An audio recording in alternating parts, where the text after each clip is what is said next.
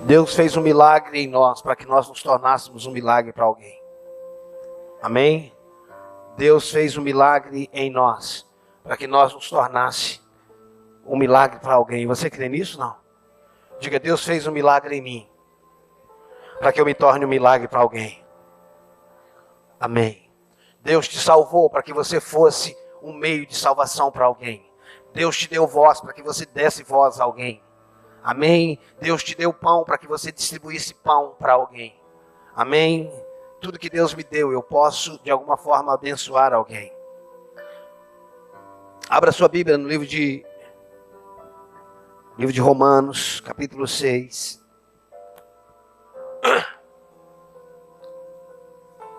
Eu tenho falado alguns domingos, domingo passado eu não estava, quem ministrou foi o Cleito.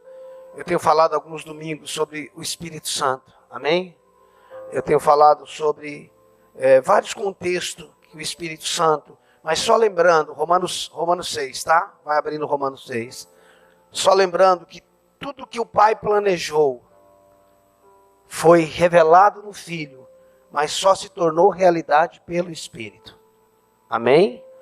Tudo que era plano de Deus foi visto no Filho, mas foi possível tornar-se realidade pelo Espírito. O que o Pai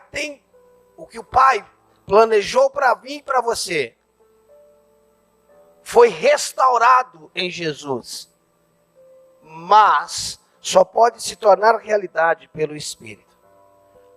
É o Espírito Santo que veio habitar em nós e louvado seja Deus por isso. Ontem eu estava fazendo os agradecimentos do livro que nós terminamos de confeccionar e eu estava escrevendo os agradecimentos e tal. Passei o dia ontem fazendo algumas coisas assim e eu agradecendo ao Pai, ao Filho e ao Espírito Santo. E eu coloquei no livro como seria a minha vida. Eu não consigo me imaginar se o Senhor não vivesse em mim. Eu não sei se você já parou para pensar nisso. Como seria a sua vida se o Espírito Santo não vivesse em você? Não sei se você já pensou nisso. Os homens da antiga aliança não tinham esse privilégio. Eles eram possuídos por um propósito, por uma força, ainda que era uma pessoa, mas por uma força anormal como Sansão. Mas eles não sabiam que era um relacionamento de alguma forma interna com o Espírito Santo. Eu não sei se você já parou para pensar nisso. Eu não sei como é que eles viveram sem isso. Mas eu não consigo me imaginar de outra forma, sem o Espírito Santo habitando em mim, me convencendo, me ensinando, me guiando a toda a verdade que é Cristo Jesus. Que pessoa linda, que pessoa maravilhosa. Ele não é um acusador, ele não tem o espírito maligno, ele não é maligno como Satanás, se podemos dizer. Ele cada vez que ele trabalha no nosso interior, até mesmo nos confrontando, porque ele nos confronta, mas o confronto dele sempre produz vida. O confronto dele sempre nos torna capaz de viver, de superar, de viver dimensões. Então, isso é muito maravilhoso, reconhecermos a pessoa do Espírito Santo. E ele está aqui nessa manhã. Ele não está aqui só no contexto de... Ele não está aqui simplesmente no contexto de lugar. Ele está aqui no contexto de pessoa. Ele veio habitar em nós. E nós podemos desenvolver um relacionamento muito íntimo com ele. Porque quando terminar isso aqui, daqui a pouco, você vai embora, mas ele vai com você.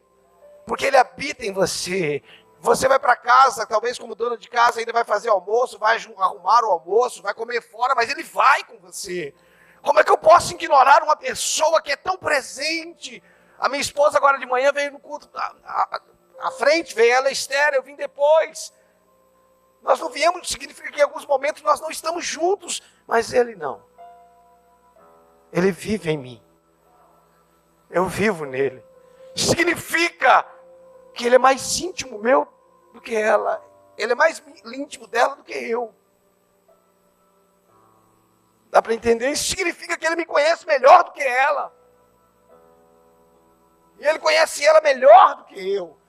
Tudo isso deve nos fazer dar uma atenção para essa pessoa. Ele não é uma pomba, ainda que ele pode ser caracterizado. Ele não é um vento.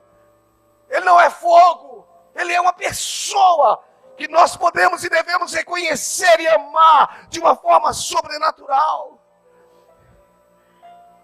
Você pode falar com ele ao deitar. Você pode falar com ele e dar bom dia ao acordar. Você pode passar o dia inteiro falando com ele, sem formalidade, com reverência, mas sem formalidade, reconhecendo: tu és o meu melhor amigo. Tu és o relacionamento mais fácil que eu tenho. O meu amigo íntimo. Oh, Espírito Santo, como é bom andar contigo. Como é bom ouvir tua voz. É tudo que nós precisamos nessa manhã. Não é a minha voz que fará a diferença. É a tua voz nessa manhã. Esse povo não precisa me ouvir. Eles precisam ouvir o Senhor. Então que o Senhor fale nessa manhã de uma forma tremenda, Senhor. Nós precisamos, nós dependemos de Ti. Aleluia, glória a Deus.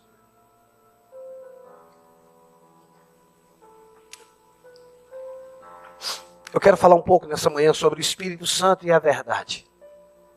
O Espírito Santo e a verdade. Toda obediência, ela traz recompensas. E agora eu não estou falando de obediência cristã. Eu estou falando de obediência em qualquer lugar. Se você decide obedecer às leis de trânsito, você vai ser recompensado, não no sentido de ser elogiado, mas você vai ser recompensado por não sofrer um acidente, por não tomar uma multa. E nós estamos falando de uma lei natural. Preste atenção nessa manhã, irmão, por favor. Então, toda obediência, ela traz recompensa. Porém, a obediência em si, ela não garante a vida. Toda obediência em si, ela traz recompensa. Um filho que obedece o pai, um filho que obedece, mesmo se o pai não é cristão, a Bíblia não manda, não direciona a obedecer os pais quando eles são bons, quando eles são cristãos. Manda obedecer os pais. Então, toda obediência, ela traz recompensa. O que ela não garante, nem toda obediência garante vida. Então, assim como você ter um cônjuge, assim como você ter um cônjuge não garante que você tenha uma família. Assim como você estar vivo não garante que você tem vida. Não, pastor, se eu estou vivo, eu tenho vida. Não. Estar vivo significa a vida psiqueira, a vida psique. A vida está falando da vida de Deus. Nem todo mundo que está vivo tem a vida. A Bíblia diz que aquele que tem o filho tem a vida. Quem não tem o filho não tem a vida. Está vivo no psique, mas morto espiritualmente.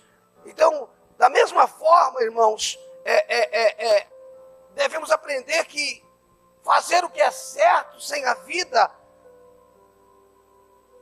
vamos ter recompensa, mas não significa que estamos andando em essência de obediência. Porque qual é o propósito que está no meu coração nessa manhã? É entendermos que o cristianismo não é simplesmente uma vida de obediência. Não é simplesmente viver em obediência. O cristianismo é ter a obediência como uma vida que eu carrego. Dá para entender? Porque quem aprende a obedecer pode desobedecer amanhã. Mas quem recebeu uma vida e vive a vida de Cristo vai viver para sempre em obediência. Quem desenvolve um comportamento de fidelidade, não, pastor, eu decidi ser fiel à minha esposa ou vice-versa. É uma decisão. Eu era mau caráter e tal, traía meu cônjuge e eu decidi viver isso. Mas o cristianismo, ele não é sobre aprender, ele é sobre se tornar. Eu tenho batido nessa tecla constantemente. Não é sobre o que eu aprendi, é sobre o que eu me tornei. Ainda que o livre-arbítrio sempre haverá dentro do homem. Mesmo antes do pecado, Deus criou o homem com o livre-arbítrio. Mas a questão, irmãos, é que quando eu ando pela vida de Deus, que eu sou portador, nós somos portadores da vida de Deus, eu simplesmente não obedeço. Eu manifesto a obediência da vida que eu carrego.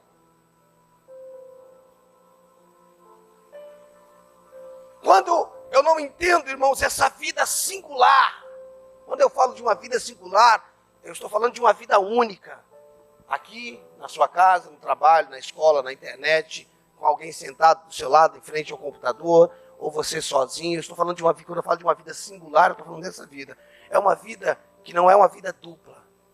Aqui eu tenho cara de crente, tenho jeito de crente, mas quando eu estou sozinho, não. Ou seja, é uma vida aparente. Quando nós recebemos a vida de Deus, essa possibilidade acabou. Quando eu falo que acabou, é o seguinte: se de fato eu tenho a vida de Deus, eu sou o que eu sou em qualquer lugar. Eu vivo o que eu vivo em qualquer lugar. Por quê? Porque eu fui tomado por uma vida. Eu tenho uma realidade dentro de mim. Eu não tenho simplesmente conceitos religiosos. Eu não vivo uma vida dupla. É uma vida única. Eu sou o que eu sou em qualquer lugar. Não, aqui dentro eu seguro, não solto palavrãozinho não. Mas quando eu estou na rodinha dos amigos, eu...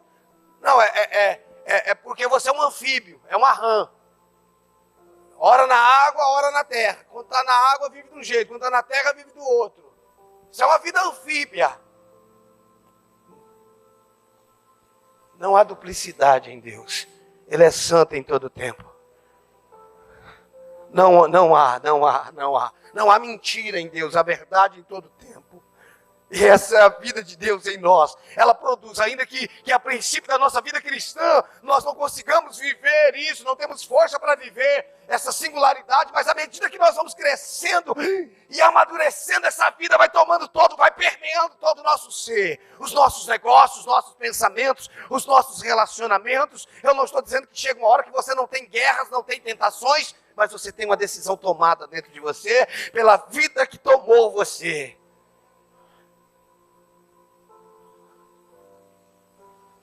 Irmãos, eu não vou ter tempo para... Nós vamos ler Romanos, se Deus quiser. Eu não tenho tempo para ministrar tudo que eu tenho aqui nessa manhã. Mas um dos homens que chama, eu creio que não só a minha atenção, mas a sua também, por ter escrito a maior parte do Novo Testamento, é o apóstolo Paulo. Aquele homem, ele não abraçou uma religião em Atos capítulo 9, no caminho de Damasco. Aquele homem teve um encontro real com Deus que mudou toda a sua história. Paulo era um cara que certamente ele se daria bem em qualquer cidade, qualquer país, em qualquer nação. Ele se daria bem em qualquer área. Ele era muito inteligente, muito intelectual, de uma família nobre. Ele tinha tudo, ele era um cara com o futuro certo. Não havia dúvidas do que ele seria. Mas no caminho de Damasco, quando ele teve um encontro com Jesus, aquela luz que brilhou mais do que o sol do meio-dia, você imagina, porque foi um clarão, irmãos. Meio-dia, para ser um clarão, tem que ser um clarão acima do clarão do sol. Ele teve um encontro com Jesus, e por alguns momentos a sua visão natural foi fechada, os seus olhos naturais, e ele passou a ter uma visão de um mundo, de uma realidade, o qual ele nunca tinha visto. E aquilo mudou a história dele. E chega uma hora da vida dele, ele diz: eu tenho como perda todas as coisas por causa da sublimidade do conhecimento de Jesus, meu Senhor, por amor do qual eu perdi todas as coisas, e a considero como esterco. Sabe o que Paulo está dizendo? Alguém me encontrou, e eu vou gastar a minha vida encontrando quem me encontrou. Alguém me amou, alguém me amou. E eu vou passar minha vida amando aquele que me amou. E Paulo viveu toda uma vida diferente daquilo que a sua vida natural prometia. É isso que eu estou falando, irmãos. Aquele que tem um encontro com ele, todos os seus planos e projetos foram alterados. Não quer dizer que você não pode continuar sendo profissional, vivendo uma vida empresarial. Não significa isso, ainda que isso é muito pessoal para a vida de cada um, mas significa que o curso da minha vida mudou. Eu estava indo para um lugar, agora eu me converti. Conversão significa Mudei o rumo, mudei o sentido. Se não mudou o sentido, não houve uma conversão. Mas quando ele te pega, mas quando ele te atropela, quando o amor dele nos despedaça, nunca mais nós somos o mesmo. Nunca mais nós somos o mesmo. Pelo amor de Deus, se liberte de uma religião e abrace uma verdade que é Jesus Cristo. Pelo amor de Deus, viva mais do que um culto de domingo e de quarta-feira. Se relacione com a pessoa que é a única pessoa que faz sentido à vida. É o nosso Senhor Jesus Cristo.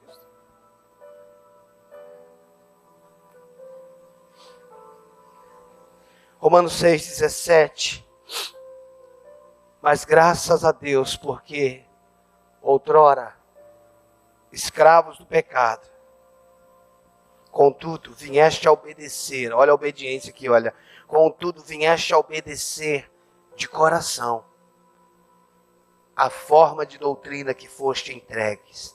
Novamente. Mas graças a Deus, porque outrora eu era escravo do pecado. Contudo, vieste a obedecer de coração a forma de doutrina que fostes entregue. Ou seja, Paulo está falando aos romanos sobre a obediência de coração. Quando a Bíblia se refere, na maioria das vezes, sobre coração, ela está falando sobre uma obediência a partir do Espírito.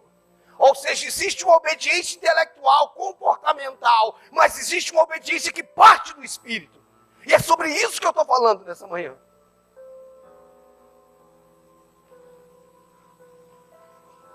Claro que toda obediência traz recompensa, irmãos.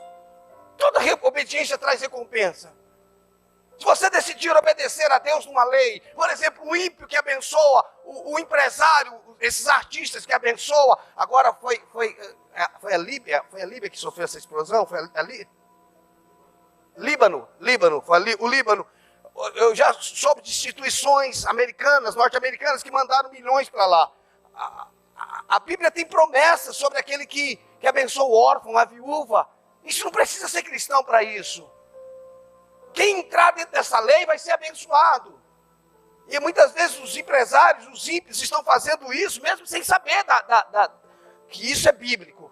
Então você entra dentro, mas você entra dentro. Tem gente que doa as coisas por descarregar a consciência, por desencargo, por um sentimentalismo. Ele vai ser abençoado? Vai.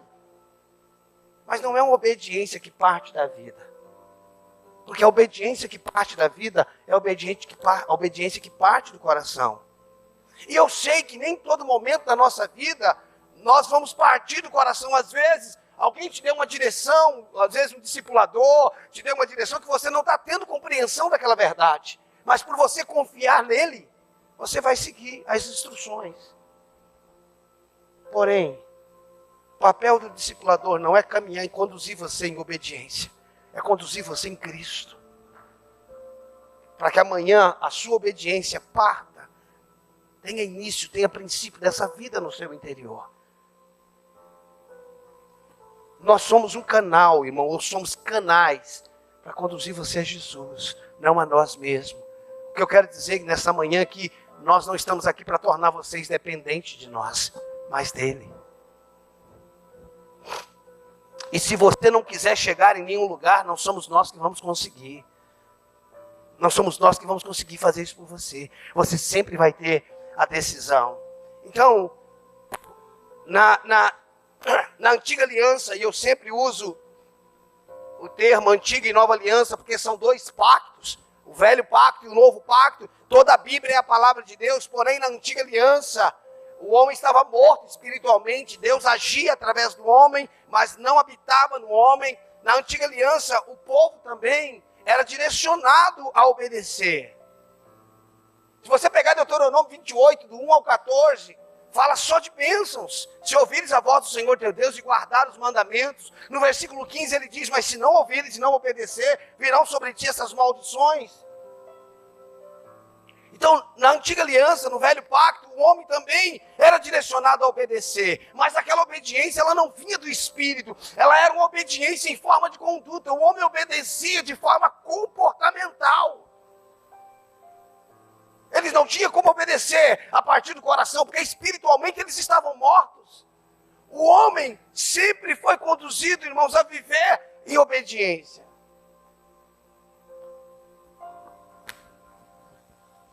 Agora, quando nós chegamos no Novo Testamento, na Nova Aliança, no Novo Pacto, a obediência na Nova Aliança, ela brota do Espírito.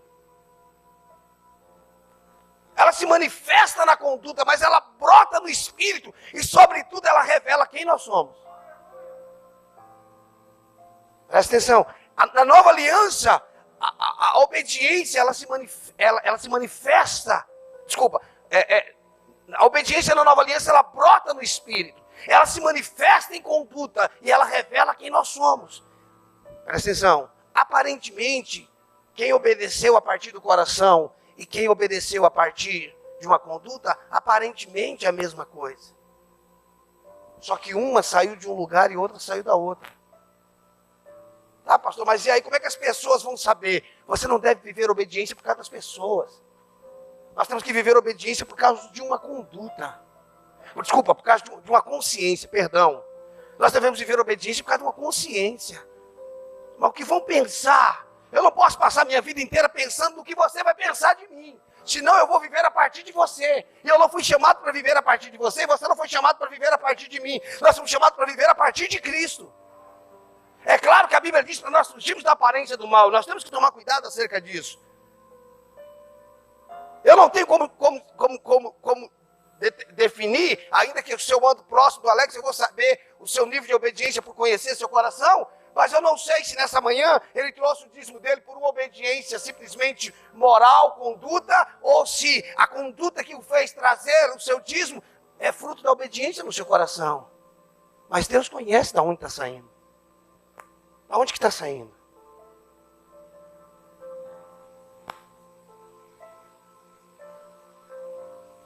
O profeta falou para Saul, Deus olha o coração. Não é que Deus quer o coração, Deus quer tudo na nossa vida, mas Ele olha o coração, porque do coração brota todas as coisas. O que eu quero que nós entendamos, irmãos, é que eu não quero doutrinar vocês a ponto de vocês se tornar um soldadinho de chumbo. O pastor lá ensina a gente assim, tá, mas que esse ensinamento, irmãos, possa ser ensinado através do Espírito Santo. Saiu de mim, mas quem está te ensinando é o Espírito Santo. Se isso não acontecer, só vai mudar uma conduta. O problema, irmãos, é que quando nós não temos realidade do cristianismo, quando a situação, a circunstância chega, ela vai exigir de nós não simplesmente uma conduta, mas uma vida. Qual é a realidade da vida que você tem? Você é portador do quê? Quando alguém te oferece um dinheiro ilegal, e o meio de você se dar bem, o que vai revelar naquele momento não é simplesmente uma conduta. Porque o homem sem Deus, ele é corrupto por natureza. Ele é mau por natureza, não pelo que ele faz. E quando a corrupção no coração do homem, ela é ativada por uma oferta, o que vai aparecer? Quando você leva uma cantada, seja homem, seja mulher, o que vai aparecer, irmãos? Uma conduta agora vai revelar, porque o carnal se inclina para as coisas do quê? Da carne. Mas o espiritual se inclina para quê? Para o Espírito. A vida que permeia todo o teu ser vai dizer, Não quer dizer que eu não fui tentado, mas quer dizer que a vida, isso aí que está vindo sobre mim é morte. A vida tomou todo o meu ser. E eu não vou me vender por causa de um valor, por causa de um dinheiro, por causa de uma noite, porque eu tenho a realidade do Evangelho em mim. Escute, irmãos, não é sobre o que eu não posso, é sobre o que eu não sou. Dá para entender isso? O Evangelho, o que eu não vivo, ou o que eu deixei de viver quando eu me converti, não é sobre o que eu não posso, é sobre mais o que eu não sou. Eu não sou mais isso. Eu não sou mais aquilo. Eu não sou mais escravo do pecado. Eu sou filho de Deus. A vida de Deus está. Vai ter momentos que vai ser tentado, vai balançar, vai! São tentações. Mas a decisão final vai revelar, irmãos, quem nós somos.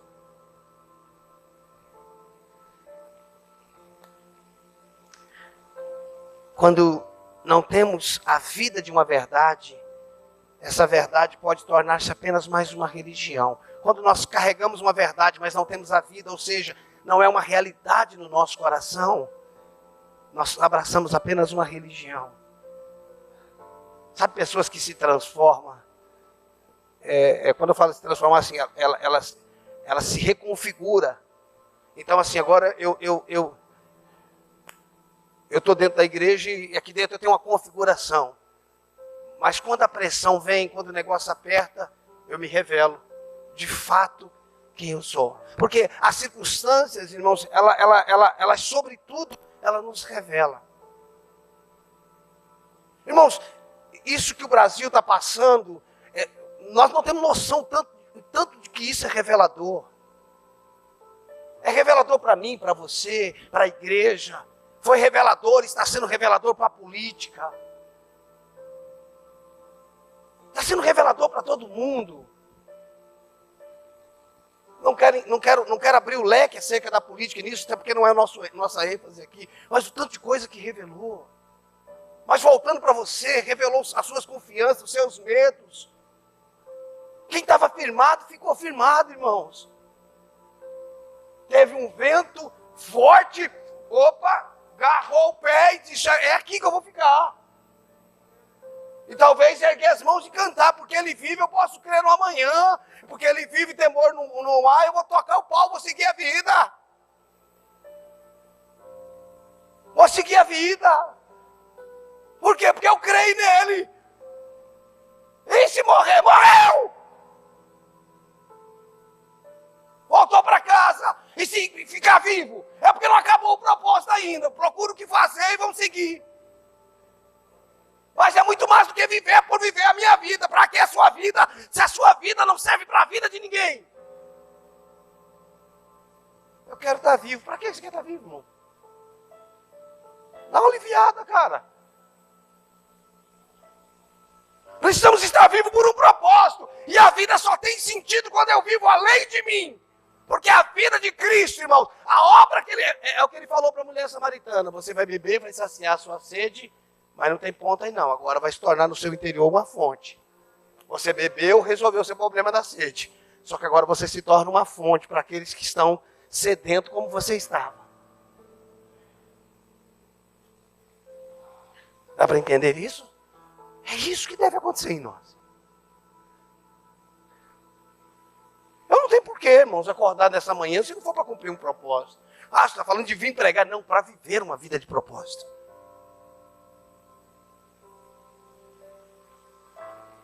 Pastor, hoje é dia dos pais. Você é pai do quê ou para quê? Vou colocar filho no mundo, qualquer um faz. Agora, ser pai de propósito é quando você encaminha os seus filhos, dando destino para ele. É porque eu tinha um sonho de ser pai. Tá, agora você tem que cumprir o propósito e destino dos seus filhos. Abra sua Bíblia em João 6,63.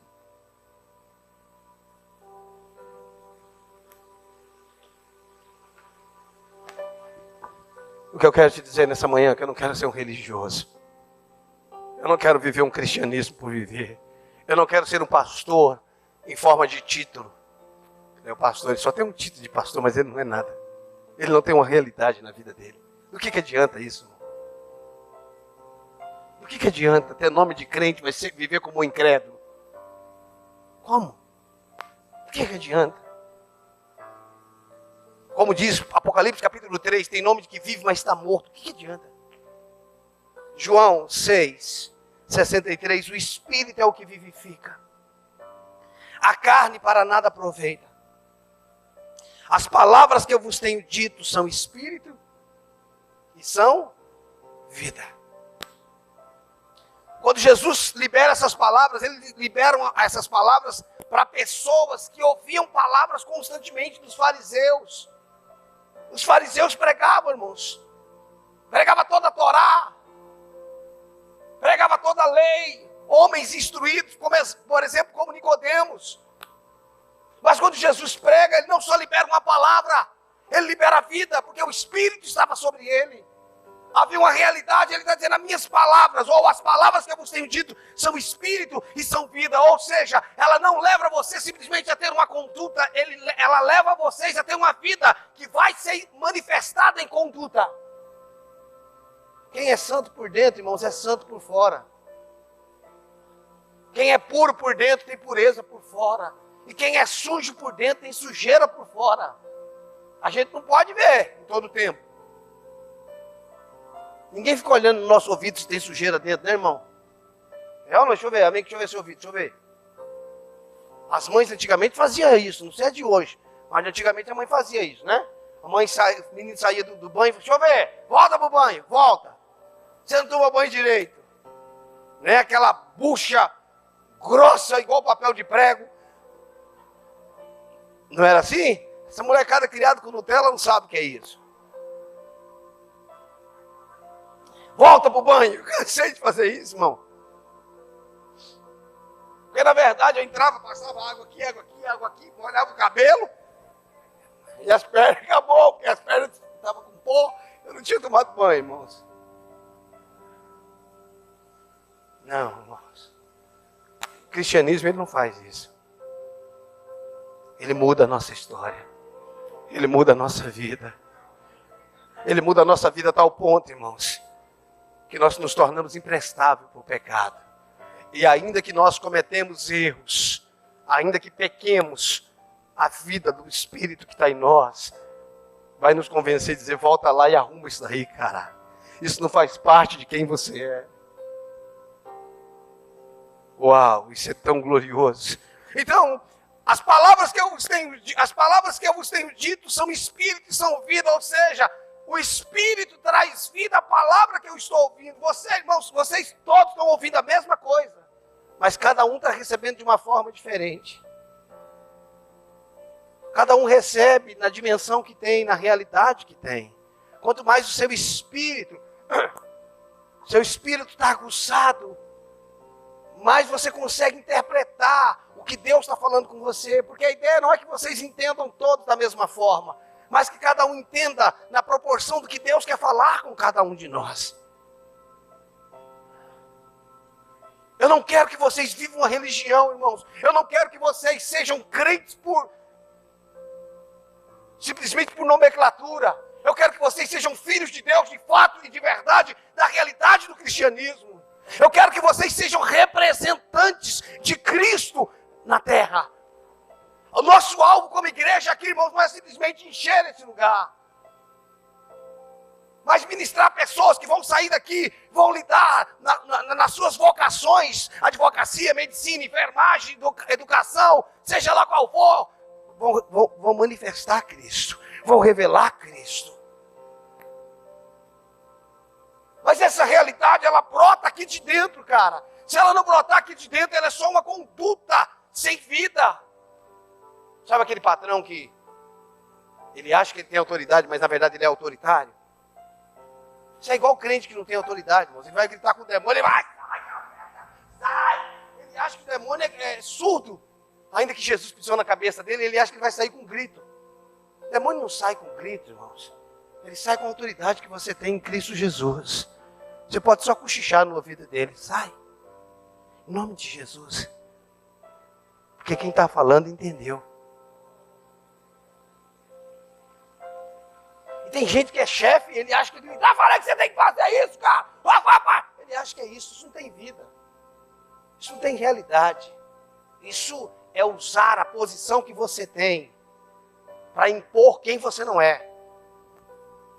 Porque às vezes a gente usa a posição que a gente tem para impor quem não somos. Porque todas as vezes que nós impomos, é porque nós não somos. Imagina o marido dizendo dentro de casa assim, eu dentro de casa tenho 2 mulheres dentro de casa, minha esposa e minha filha, bate na mesa e digo, o homem aqui dentro sou eu. Elas olham e falam, é mesmo? Tem um cachorro, mas não é homem, né? É macho, mas não é homem. Porque às vezes, irmãos, quando nós não sabemos quem nós somos, nós não sabemos como lidar com isso. E aí precisamos gritar com as pessoas, ser mal educados, precisamos impor, precisamos oprimir os nossos funcionários. Isso não é autoridade, irmãos. Nós podemos expressar a vida de Deus, mesmo dando uma direção, mesmo falando não é assim. Mas pastor, eu tenho que falar a verdade. A questão não é falar mentira, é transmitir vida através da verdade que você está expressando. Mas se eu não tenho a vida de Cristo, irmãos, como é que eu vou expressar a vida? Lá na igreja é igreja. Marcos, você congrega lá comigo, aqui eu sou seu chefe. Não confunda. Mas você está confundindo o quê? Não tem como confundir. Lá a gente é crente, aqui a gente é o quê? Não tem como, não é questão de confundir, é questão de vida. Nós temos uma vida só. Aqui nós estamos tratando de outra coisa. Mas a vida que continua fluindo é a mesma. A vida é a mesma. Isso significa que eu sou educado. Isso significa que, por favor, obrigado. Isso significa que quando eu tenho que ser... Irmãos, quem tem vida está sempre liberando vida. Você sabe quando é que alguém de fato não tem vida? É que os confrontos dela é sempre sobre morte. Existem palavras, irmãos, que nunca deveria ser usada no casamento, mas elas são assim quase que doutrinárias. Quando acontece uma briga, diz assim, você sempre faz, todas as vezes é assim, você nunca muda, sempre, todas as vezes, nunca. Alguém sabe o que eu estou falando? Não? Sabe não, né? Nunca, você nunca faz diferente, todas as vezes é assim, sempre vai assim, sempre, toda vez, nunca. Essas palavras, elas não servem, irmão. Você sabe quando é que alguém tem vida, irmãos? Quando ele libera a vida. Deixa eu falar para você, Alex. Você é um cara tremendo. Cara, Deus tem algo na tua vida. Deus tem um chamado para você. Eu reconheço isso, mas precisa ser tratado nisso. Sabe o que eu estou mostrando primeiro? A vida.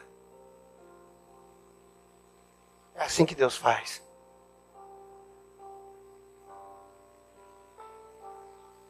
Mas às vezes nós não temos essa realidade, cara.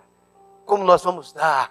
Em Atos capítulo 3, os discípulos disseram, Pedro e João disse na porta do templo, eu não tenho prata nem ouro, mas o que eu tenho eu te dou. Eles não deram o que não tinham, eles não estavam mentindo, dizendo, nós temos dinheiro, mas não vamos te dar. Senão eles tinham dado, nós não vamos te dar isso, nós vamos te dar outra coisa. Eles disseram, nós não temos prata nem ouro, mas o que eu tenho eu te dou. Nós nunca vamos dar o que não temos, irmãos. E eu não estou falando do que aprendemos. Nós só vamos dar o que nós temos. Se nós temos vida, nós vamos transmitir vida. Se nós temos realidade, nós vamos transmitir realidade. Isso tem mexido com a minha vida. A impressão que eu tenho aqui nos últimos tempos, Deus me colocou no moinho e Ele está me tratando sobre algumas verdades.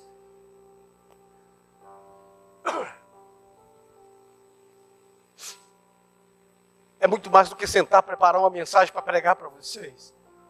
É uma vida que está fluindo de mim. Não pesa sobre mim, irmãos, a responsabilidade de vir aqui pregar uma mensagem. O que pesa sobre mim é viver a vida de Cristo.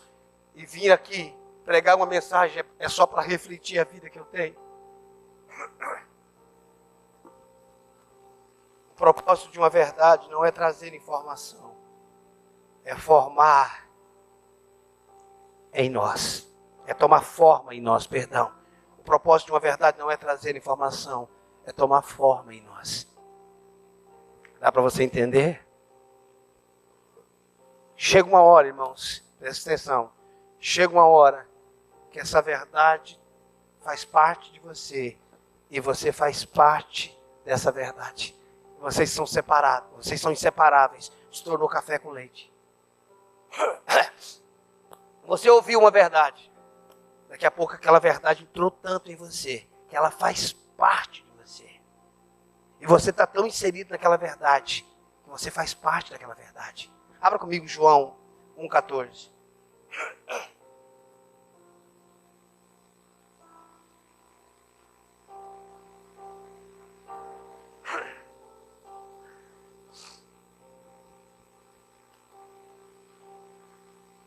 de Jesus.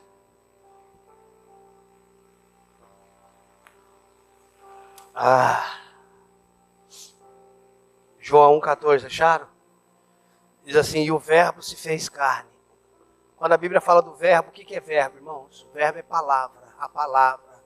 Ou seja, a palavra se fez carne e habitou entre nós, cheio de graça e de verdade, e vimos a sua glória como a glória do unigênito do Pai. O verbo se fez carne. A gente pensa que o verbo ter feito carne foi um ato único. Na proporção que aconteceu através do corpo que Maria deu para Jesus, foi único. Mas quando nós olhamos para a palavra, o verbo tornou carne, é a palavra tomando forma em nós.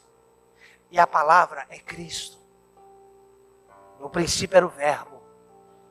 No princípio era a palavra. E a palavra estava com Deus e a palavra era Deus. Então, a palavra é Cristo. E quando a palavra toma forma em nós, significa que Cristo passou a ser a nossa vida. No princípio era o verbo, e o verbo estava com Deus, e o verbo era Deus. Então, a partir do momento que a palavra tomou forma em nós, significa que Cristo passou a ser a nossa vida, a nossa realidade. Passou a ser a nossa realidade. Cristo, a minha verdade flui dele, o meu comportamento flui dele, a minha entrega flui dele, a minha semeadura flui dele, os meus relacionamentos flui dele, as minhas conversas acerca de citações de pessoas flui dele.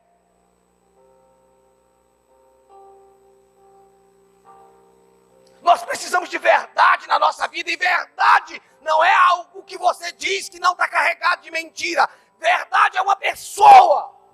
Verdade é Cristo. Nós precisamos de uma vida verdadeira.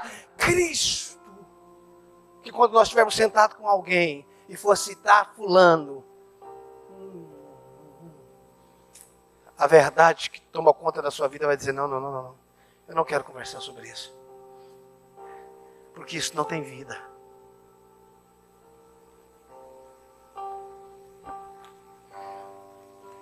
Irmão, você não tem noção quantos anos da minha vida eu trabalhei para mudar pessoas. Eu trabalhei muitos anos da minha vida. Se eu tenho 23 anos de ministério, eu trabalhei muitos anos para tentar mudar a vida. Escuta, eu desisti. Das vidas, não, de tentar mudá-las. Eu não mudo ninguém. Eu não mudo nem a mim mesmo. Eu me entrego para aquele que me muda e conduz as pessoas para aquele que vão mudar a vida delas. Dá para você entender? Eu não sou a solução para a sua vida. Eu sou uma ferramenta e um canal de Deus para a sua vida. A solução é Ele. Deixa eu te falar, a mulher samaritana falou, encontrei um camarada ali agora, não sei nem o nome dele. Ele falou minha vida inteira. É isso que a gente fala, vem cá. Deixa eu te levar ali, vem cá. Eu encontrei. Mas quem que nós vamos levar? Para onde nós vamos levar as pessoas se nós não encontramos de verdade?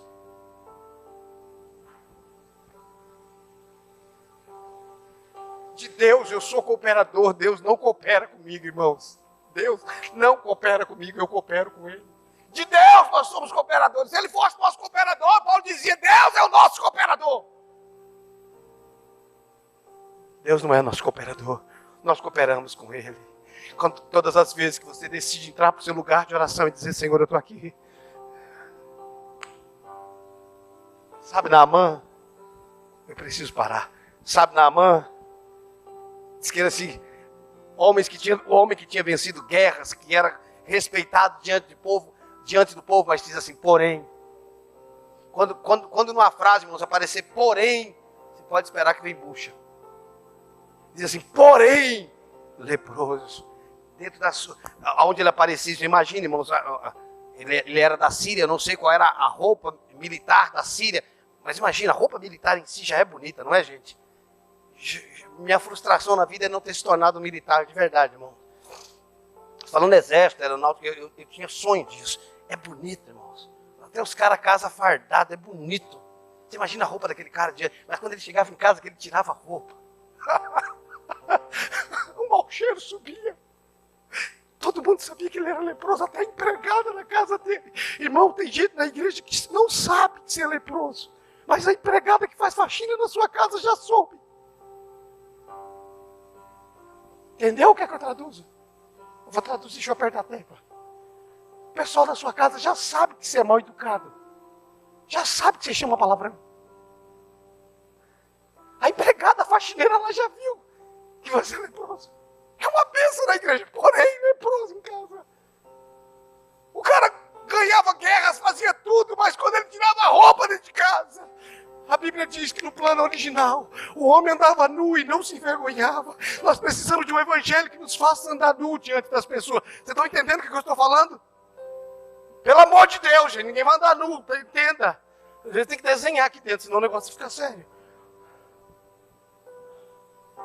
Andava nu, o homem no plano original não tinha nada a esconder. Quando eu entro no meu quarto, eu não estou como o pastor, como o bispo, como o apóstolo. Deus, eu estou aqui como teu filho. Eu estou aqui, Senhor. Senhor, tu me sondas e me conhece. Sabe quando assento e me levanto. Ainda as palavras já não me chegaram à boca e tu já sabe. Senhor, eu quero estar despido diante da tua presença. Eu não quero ser um engodo. Eu não quero ser um engodo. Eu quero ser, Senhor, a realidade que o Senhor tem para mim. Eu não quero um título de crente. Eu não quero ser um frequentador de igreja. Eu não quero ser um tocador, um cantador, um pregador, um porteiro. Eu quero, Senhor, viver a tua vida, a tua realidade. Sabe, irmãos, às vezes eu acho que é muito complicado falar, eu estou há 10, 15, 20, 30 anos na igreja. Fala que chegou ontem, mano, não fala. Melhor para não mentir, né? Não fala, né? Não fala. Você queima o filme quando fala que tem 20. 20 anos não mudou. Não houve mudança. 20 anos e com mimimi. O Espírito Santo, irmãos, ele não só apenas faz a gente arrepiar. E quando ele faz a gente arrepiar é bom. Como diz o Goiânia, é bom. Pensa no cara que gosta de dar uma arrepiada, irmão. Quando você sente a presença dele, que está aquela tremidinha assim. Eu gosto, a não ser você. Mas ele não veio só fazer a gente arrepiar. Ele veio mudar a nossa vida. Ele veio formar Cristo em nós.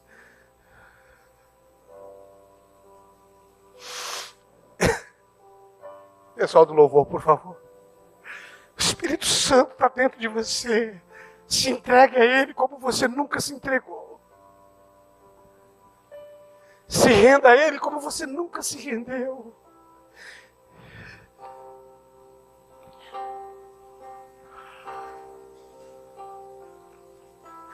Diga para Ele, Senhor, olha, sabe isso daqui eu não dou conta não. Eu estou entregando diante do Senhor, eu não dou conta de resolver isso na minha vida. Sabe, Deus, eu quero tirar tudo diante do Senhor. Eu quero me abrir e dizer, olha isso daqui dentro da minha vida, até hoje não foi resolvido. Eu quero me render a Ti. Eu quero que o Senhor mude a minha história.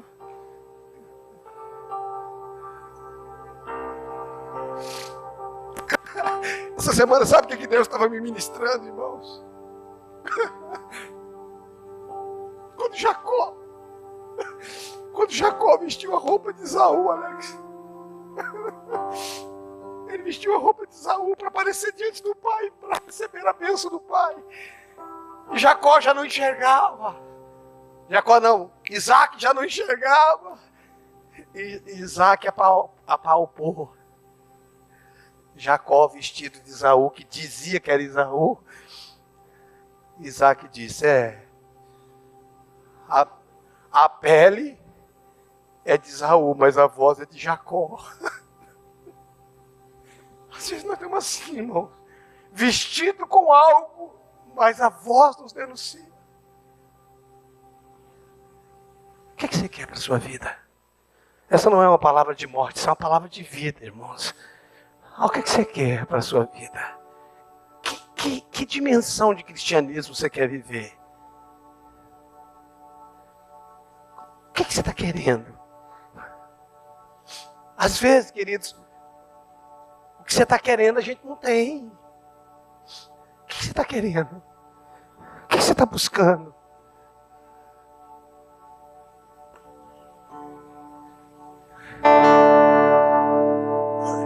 O que você quer? O que você está querendo viver? O teu sonho é uma posição? O teu sonho é o quê? Eu tenho um sonho, irmãos. É conhecer Jesus. Eu tenho um sonho. É conhecer Jesus todos os dias. Acordar todos os dias para conhecê-lo um pouco mais.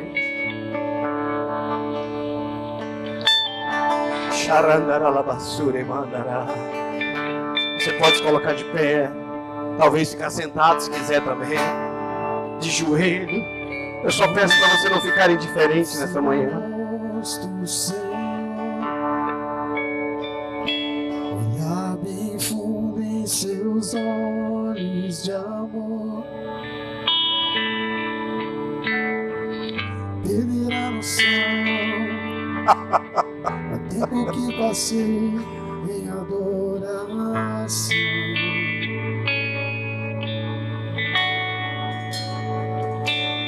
Vou beijar o seu rosto, Senhor, olhar bem fundo em teus olhos de amor, perder a noção do tempo que passei em adoração.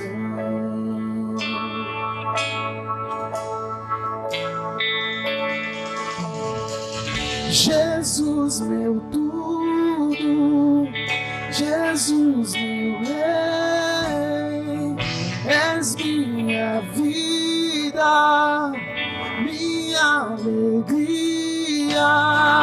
Eu vou beber do vinho sobrenatural, quero transbordar.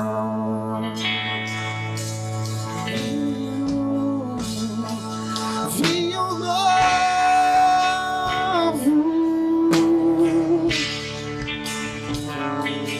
vinho novo,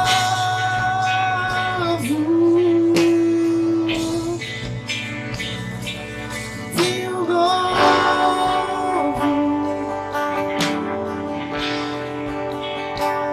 vinho sobrenatural, vinho novo. Pega tuas mãos, pega tuas mãos, pega tuas mãos, por favor, por favor, por favor.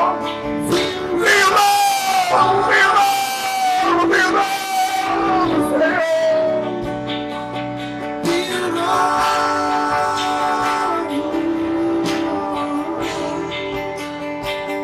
vinho sobrenatural. Segura aí, só os instrumentos, por favor, olhe para mim. Você sabe que porque eu tenho vergonha de lugares que eu passei, que devido a uma circunstância momentânea de pressão, eu não mostrei Cristo. Eu não mostrei Cristo. Eu tenho vergonha de lugares que eu passei, aonde o negócio, eu estava tão agitado, e eu acabei sendo grosso.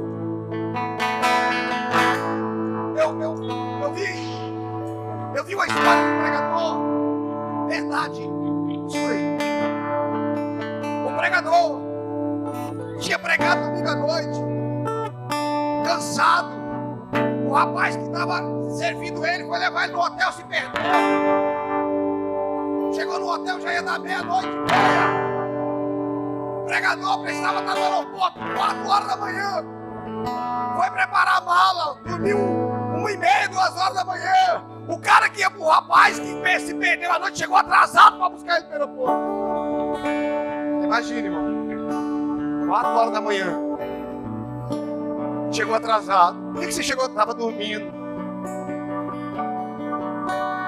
Chegou no aeroporto, irmãos. Colocaram ele numa fila, não sei quantos cedo lá, derrubaram a mala dele, virou não sei o quê. Ele falou para a pessoa que derrubou a mala: pelo amor de Deus, você não está vendo a minha mala aqui? Eu não dormi direito essa noite, eu não comi direito essa noite. E tá. A pessoa falou para ele assim: perdão, pastor, eu não sabia. Ele falou assim: você me conhece da onde? Eu estava no culto que o senhor pregou ontem à noite, também estou indo viajar. Dá para imaginar a desgrameira? Você tá. De repente a pessoa conhece você. Eu tenho vergonha de coisas que eu vivi, de ter destratado alguém. Quando eu tinha oportunidade de revelar Cristo, eu não revelei.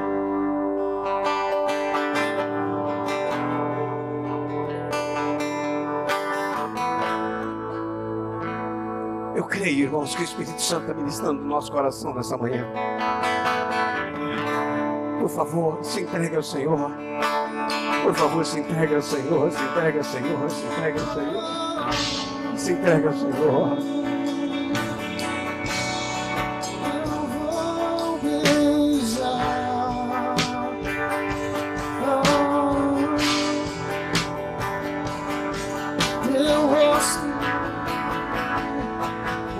Senhor, vou beijar o seu rosto, olhar bem fundo em teus olhos de amor, beber a unção, o tempo que eu passei em adoração. Jesus, Jesus meu Deus, Jesus meu Rei, és minha vida, minha alegria. Eu vou beber do vinho sobrenatural. Quero transbordar, Senhor.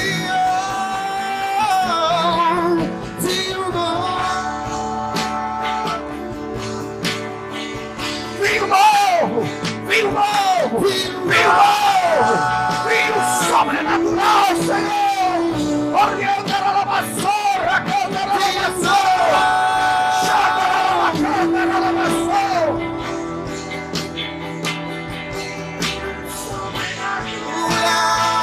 Sobrenatural, sobrenatural! Vinho novo!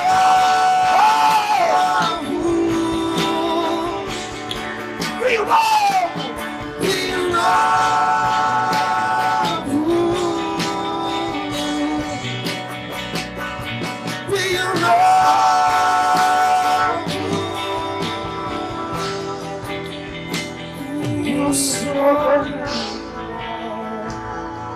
Faça uma oração de entrega ao Espírito Santo. Vamos. Se renda a Ele. Nós vamos cear já. Mas se entrega a Ele. Se entrega ao Espírito Santo. Oh! Se entrega a Ele. Se entrega a Ele. Se entrega a Ele. Se entrega a Ele. Se entrega a Ele. Oh!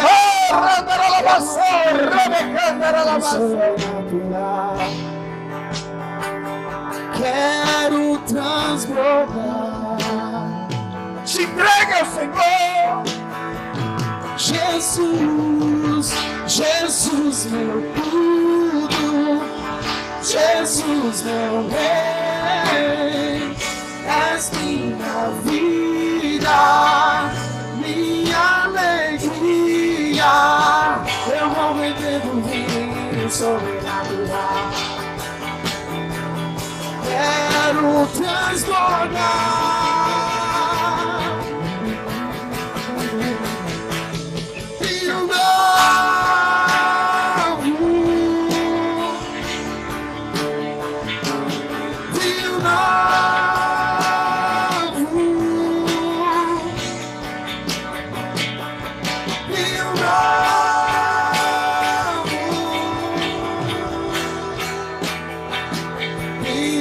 Sobrenatural.